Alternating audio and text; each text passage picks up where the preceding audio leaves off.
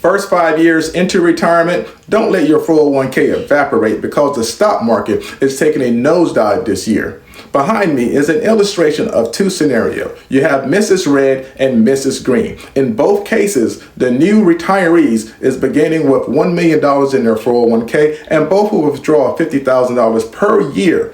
I'll get out of your way in just a moment so you can see the remaining balance in both accounts. The only difference in this particular situation is that Mrs. Red experienced a negative stock return early on in her retirement within the first 5 years, compared to Mrs. Green, who experienced a positive return early in the same time frame.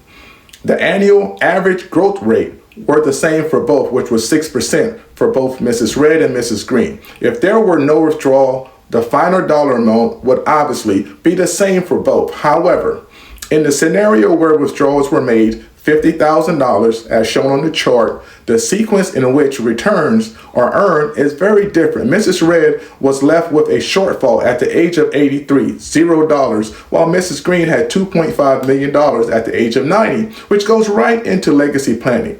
Quite a different outcome in retirement dollars when both started with the same amount of money.